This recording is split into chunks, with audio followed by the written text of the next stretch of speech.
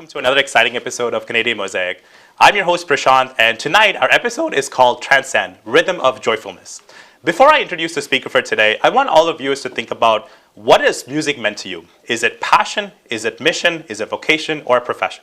I'm super excited to introduce our guest for tonight as he's an individual that truly exemplifies what it truly means to follow your passion through music.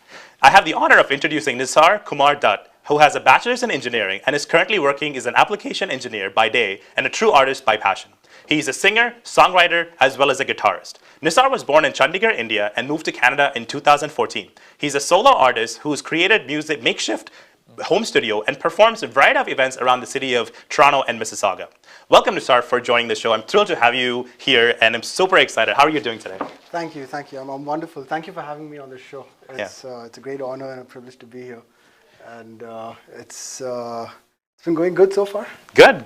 So Nissar, like one thing strikes to me is you're a self-taught artist, right? So can you talk us a little bit about what does that mean? So what does it mean to be a self-taught musician with no formal training? And tell us your journey so far, like how you've actually kind of grown as an artist over time, because I think that's a really interesting story for our viewers to watch. Absolutely. So I think one of the things I'd like to talk about is how this all started and how it began, where it began from. So I went to a boarding school in India. I was there for about 8 years. Prior to that, I think music primarily came from my grandfather, my maternal grandfather, because he used to sing really well. And I remember as a kid seeing in one of the storerooms that we have in our Indian households, there was a guitar that was packed in a box, and then I would just go and open the cover a little bit and sometimes strum the strings on it. Yeah. But then fast forward, I joined my boarding school, and then for the first 2 years, I really tried a lot of percussion in the form of tablas and drums. But I think I kind of figured out that percussion was not my thing.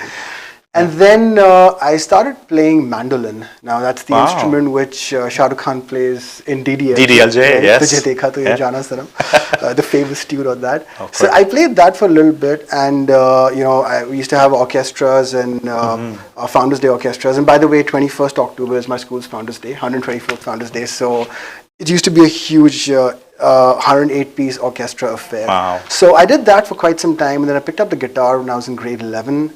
And it's just been people teaching me a little bit of how to play these chords, and then most of it comes from my own interest in the form of trying to discover what the instrument can do for you. So that's where it all began. And I think progressively from there on, it's just been opportunities that presented themselves. I went to college and I had a rock band over there, right? Again, I had some nice seniors to teach me some music and how to play the guitar. And singing has always been, even if I knew an ounce of singing, let's say growing up, right? When guests come home, right? You're just, you're the prime exhibit. Okay, beta, sing something, and then, for the guests. So I guess that's where my singing and... so you were a born artist then, like ever since you were young? Say that. I was like, I put myself out there, right? I think everyone has an artist inside them. Absolutely. Right? Yeah. That's a really good point, Nissar, because I think everyone has an artist inside of them. It's how you choose to come out over time is really, really important.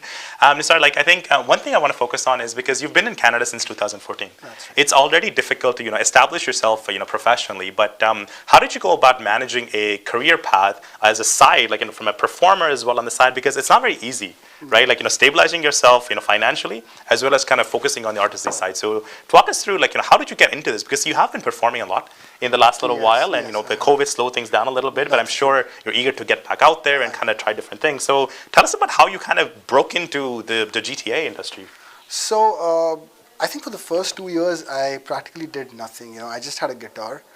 And in fact, my first guitar was by one of my friends. He's actually my brother's friend. His name is Saurabh.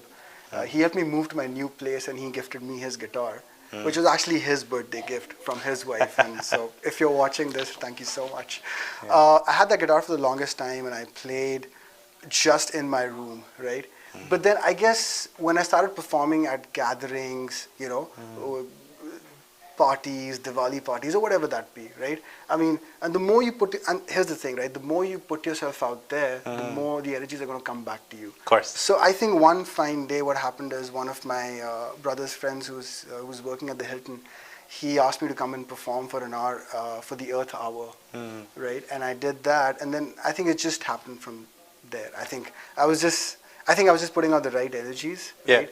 And it just kept happening. Of course, I had to make the endeavors to reach out to people to, sort of to see if I can perform. And trust me, with me, even if it's just a group of friends sitting in the living room, you enjoy it. I enjoy it, right? I like performing. Yeah. That's the whole thing. Like at the bottom of it. I can tell, like, when you're talking about the word performing, like I see happiness inside of you. So you truly are someone that does this for the passion, because you're not like trying to become the next somebody.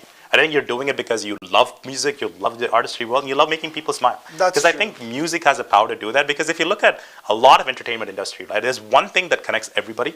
I think it's music. Right? Like, I don't think it's movies, this, that, everybody, but everybody can listen to, they can hum, they can rhythm, like all this kind of things. True. So it's really awesome to hear your story, Nissar. So talk us a bit about your home studio that you talked about, right? So how did that come about? Because the reason I ask is a lot of people that are right now watching the show could be like, you know what, I love the guitar. I want to have my own music. Like, I want to do this as well. I want to do these kind of things. Because I want them to kind of hear from you in terms of how you made that happen, and how do you create music? Because you have a YouTube channel, you are going out. So how did you come up with that home studio that you talked about? So, how my studio came to be is a story that I actually got from one of my colleagues that I used to sometimes do music with. Okay. Right? And he's taught me quite a bit about it. And here's the thing, right? One's got to be open throughout life, and this has just been my approach to life, right? You have to be open to learn, right?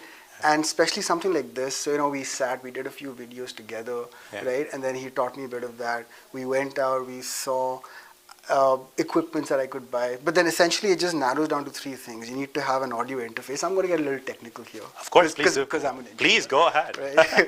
So you need to have an audio interface, which is basically your converter, an analog to digital converter. You have a workstation. That means you have your desktop or a laptop, whatever you work on. I use a MacBook Pro. And the third thing is a software. So when you have these three things together, right, it makes up for a nice makeshift home studio, which is actually, if you get the right equipment, if you follow the path correctly, you can actually come up with some great sounding music. Absolutely, that's very interesting. It sounds pretty straightforward in the sense of, like, the 3-4 items. It sounds like you need to kind of perfect it, because I've listened to your voice and videos and stuff. It's very crystal. It's very crystal clear, and you've been able to kind of filter those noise and things like that. So I'm also technical. Yes, of course. So the white noise and all these different types of noises, I've seen that being filtered out, because it gets picked up really easily. Right. So now that's awesome. So, and Nissar, like, kind of growing up, I want to get a little bit personal with you. Like, who was your most inspiration that you've grown up with when it comes to, let's say, music? Perhaps you did mention something about grandfather and folks back home. Right. But when it comes to the artist industry, like, who's been your most inspiration until date? That's a tough one, because I do have a few, right? Yeah, it's usually never like one when it comes to musicians. Because, and here's what I feel. Whatever my music style is today, right? If it's whether I do covers or if I do my own songs, it is an amalgamation of influences of various artists. Absolutely. Right? So, to talk about a few, right? I grew up listening to my mom. Used to listen to a lot of Beatles, right? So I think that the rock and roll side in me, now when I think about it, because I have an older brother who's about 8 years older than me, so they've been a lot into a rock and roll sort of music, right? So I think that comes from there. And then, of course, there are a lot of, Bollywood, because I've grown up in India until the age of 27. So that's been a lot of, Bollywood's been a big influence. Right. And then, of course, I sort of diversify into Western music. And at heart, I'm still a rock and roll guy, an 80s, 70s classic rock guy. So I would talk about, artists like, I would talk about Eric Clapton, Mark Knopfler, right? And because I grew up in the 2000s, that's when I was more aware and doing music more aggressively. I think the music in that era is unpickable. Like, it's something else. It's not like what you see today's world, like as the classics and stuff. Because even today, like, I go back and listen to like the ABBA and like Beatles and all this kind of stuff. Way different than what we have today. So it's a completely different world altogether. So it's nice to see that you have that type of aspiration. So your core roots are like really strong. As it sounds like. Yeah. Sometimes I think I should have been born in the 70s. I should have been there for the '69 Woodstock. What's your thoughts on Michael Jackson? Oh, I've grown up. Yeah. I've grown up listening to Michael Jackson, right? And if I could, I'd show you I can do the moonwalk too. But then I think, there's a reason why he's called the king of pop. And for somebody who likes rock a little bit, Michael Jackson has actually worked with some of the best guitarists. He's worked with Eddie Van Halen, Beat It. Yep. He's worked with Slash. He's worked with, I'm forgetting the guy's name, but again, I'll circle back to that. Yeah. He's somebody who's, who sort of transcended genres and he sort of put stuff together. Yeah. It wasn't just rock or pop or whatever, right? He sort of amalgamated music, which is nice. That's a really good point, Nissar, because one thing I want to talk about is the whole mixing and blending things, right? So right now, you talked a little bit about Hindi and English together, and we had a guest earlier in the show, in the fall, she was doing country song with a little bit of Punjabi in there too. Wonderful. So something a little bit different. So what are your thoughts on fusion and things like this? Right now, there are a bunch of different types of music folks that are coming in. So there's Korean pop that's becoming more popular. There's a lot of mix and match of even like South Indian songs mixing with Hindi, mix and match of things. So what's your thought on that? Because does it work? Can everybody do it? Because I'm sure you have to do it the right way in order for it to be effective. Yeah. Not everyone can just take one song and this, and like, mix it up together. Here's voila. So what is your thoughts on just the fusion aspect of it? Can people do 2 songs, 2 different styles of music? Can we do 3? What's your thoughts on that? I mean, you know what? You can go on adding. You can go on fusing, right? However, whichever way you want. I think the beauty of music is that it's seamless. Right? When you go from one genre to the other, or if you go from one region of music to the other, right? Yeah. I mean, I do fusions too, right? Yeah. I do Hindi and English.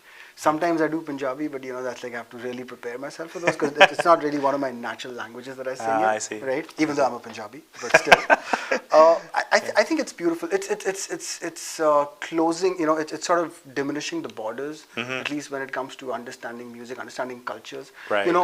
Literature, music is a great insight into the culture that is prevalent at the time. Right. So fusing music, in my eyes, has a greater significance, which is, now you're actually understanding what the other side means, right? If you do understand the lyrics, let's say there's a Spanish and an English, or a Spanish and a Hindi, or a Punjabi, whatever be the language, right?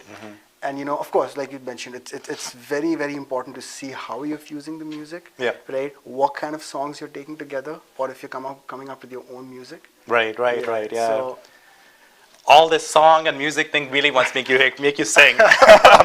We will do that actually. So we're going to take a quick short commercial break, and then we'll get to see Nissar actually singing live for you guys. So stay tuned, everybody. Don't go anywhere. We'll be right back.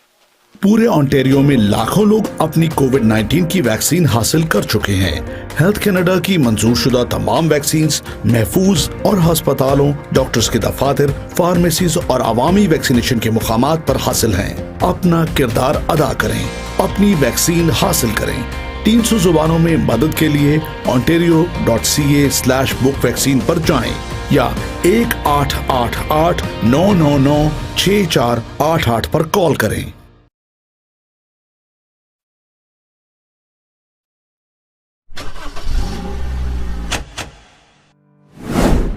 2020 का लाजवाब offer, जहां हम 0% financing पर आपकी मनपसंद car दे रहे हैं, free winter tyres, और साथ ही हम मुफ्त ऑयल चेंज भी दे रहे हैं, वो भी उम्र भर के लिए।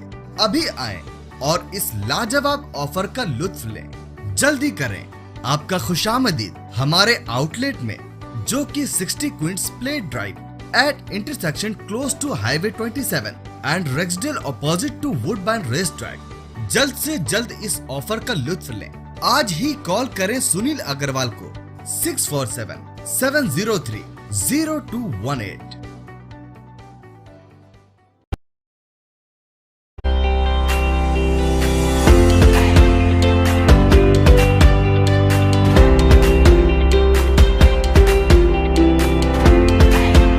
चाइनीज, आप हमसे लाइव बारबेक्यू और कैटरिंग के लिए राब्ता कर सकते हैं। राब्ते के लिए हमारा नंबर 9056257786। ज़ौक रेस्टोरेंट, ज़ौक वालों की। आपकी रिहाइश ऐसी हो जहां जिंदगी की सहूलत मयसर हो, जो आपको बुलंदियों पर ले जाए। तो मिलिए रियल एस्टेट मार्केट के experienced real estate professional Amit Oberoi से। GTA में रियल एस्टेट मार्केट के हर अंदाज से वाकिफ। आपको घर खरीदना हो, बेचना हो या करना हो मुनाफे का इन्वेस्टमेंट, मेरे तजुर्बे से आज ही फायदा उठाएं। आज ही कॉल करें Amit Oberoi 647-291-8102। Amit Oberoi, beautiful homes. Welcome back to Canadian Mosaic, and we have Nissar K. Dutt from Mississauga, Ontario. And tonight our focus is on Transcend, Rhythm of Joyfulness, because I feel that, Nissar, the way he was answering his questions, you can really tell he's super passionate about music, and we want to find out what his secret is. So the next segment of tonight's show, we're going to find out, what really inspires Nissar and what is the secret. So Nissar, like, what is your secret for your motivation? Because, oftentimes people do get unmotivated, and you've been kind of doing music for a very long time. So what keeps you going, and what is the secret for your inspiration and motivation?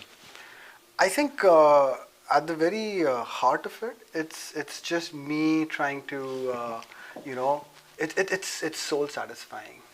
Right? At the end of the day, when I sit back, I mean, I play almost every day, right? And I make sure it's at least like half an hour or 40 minutes of playing and singing, right? So I try and do, for me, it's the feeling of sitting back, let's say on my bed, on my couch with my guitar, singing some songs, playing some tunes, right? At the bottom of it, it's just feeling satisfied, right?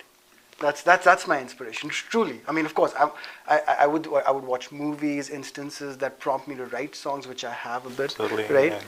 But it's just at the end of the day, how satisfied I feel. Nice. Also, Nissar, like I know you're interested in fitness. Yeah. So fitness, you're a bit of a gym nut as well, so you enjoy that, so how does fitness play into your role? Because you live a busy life. Right, you have your day job. You are into this music because I'm sure music takes up a lot of your time. It does. Yeah. Talk a little bit through, why is fitness so important? Like, I know you're regular at Orange Theory. Yes. So why do fitness? Why how can you put all this into like one little package kind of thing? I think primarily it comes from the fact that because I have Punjabi blood flowing through my veins, so if I eat 2 days, I'll put on weight. So I have to really keep my weight in check. Oh boy! But you know what? Growing up, right? So I belong to a family of army officers.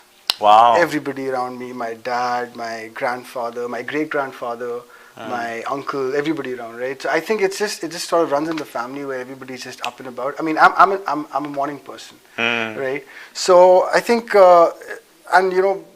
I think everybody should pay attention to fitness in some way or the other. It doesn't have to be extensive, how we go crazy at Orange Theory, right? It doesn't have to be that. We're just mad nuts. But but I think it's important because you should treat your body well. You take care of it, it's going to take care of you later on in the later years of your life. So I think it's just, for me, it's just a mental build that I have to take out time for it, no matter what. I might miss out on a commitment somewhere, but I'll try and go here because I need to have that next paratha. But I think fitness really puts you in a good mindset as well when it comes to songs and your day job and just your mindset. Oh, absolutely. Like going early in the morning, it wakes you up, it boosts you up, it gets you prepared for the day. Yes. And I think one of our instructors talked about, you glow a little bit too, like when you do fitness on a regular basis. Absolutely. So I think fitness is something so critical for any field itself, as an artist or like an engineer or like any profession really. So question for you, I know this is a hard question, but how does your day job as an engineer kind of transcribe into the music side? Because the reason I ask is because there's a lot of technicality which is kind of transferable.